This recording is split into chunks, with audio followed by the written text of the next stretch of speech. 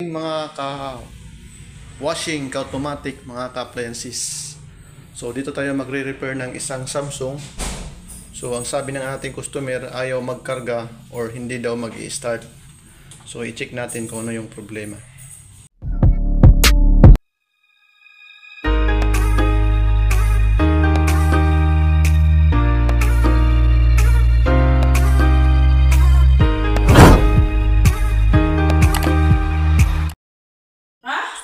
Kung may stock sila, makakuha ka dado.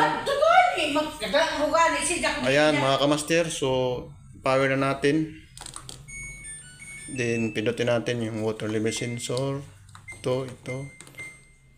Spin. Then start.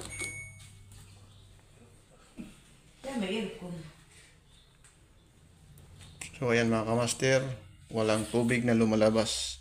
So i-check natin. Or baka dito yung problema sa board. Or dito banda.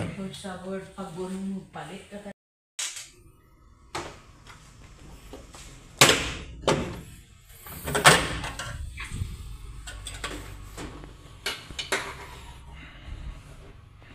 Ayan mga kamaster, i-check natin.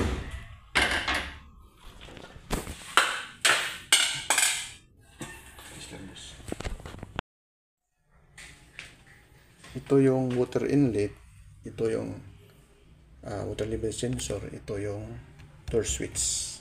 Sa baba yung board.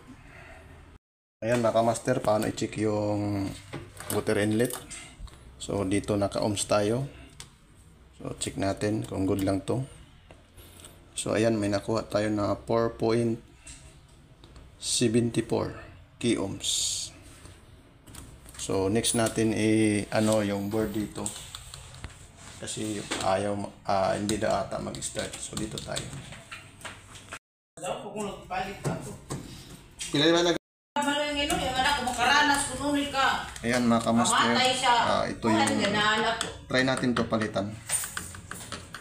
Kasi kadalasan yung problema dito sa loob. So nakasilikon to, hindi to ma-repair. Kasi kailangan mo may soldering iron ka. Yan. So try muna natin to palitan para wala nang job. Replacement tayo agad. Ipapalit natin. So titingnan natin kung parehas ba sila. So ito yung universal, ito yung original sa baba. So halos magkaparehas lang sila. Magkaiba lang yung kulay ng parts na ginamit. So ayan, pagkabit, so may mga terminal yan kung paano ikabit. Pwede videohan, pwede picturean para hindi pagbalik hindi kayo malito. So ayan, palitan na natin.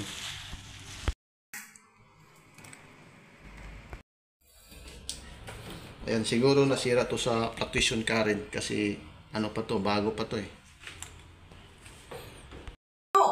Sus kayo.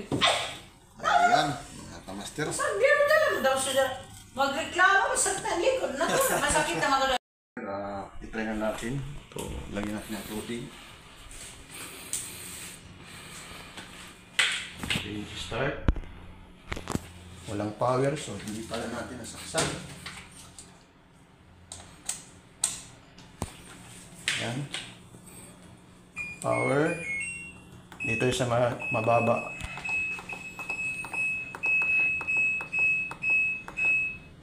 1, then spin 15, was dito to sa pinakamababa, 6, then rinse 2, spin, number 3 tayo, then start. So ayan, okay na mga kamaster oh. May tubig na oh. So pwede na maglaba yung ating customer. Hanggang dito lang yung video. Peace out. Sana nagtulungan kayo kung paano to i-check at i-repair. God bless.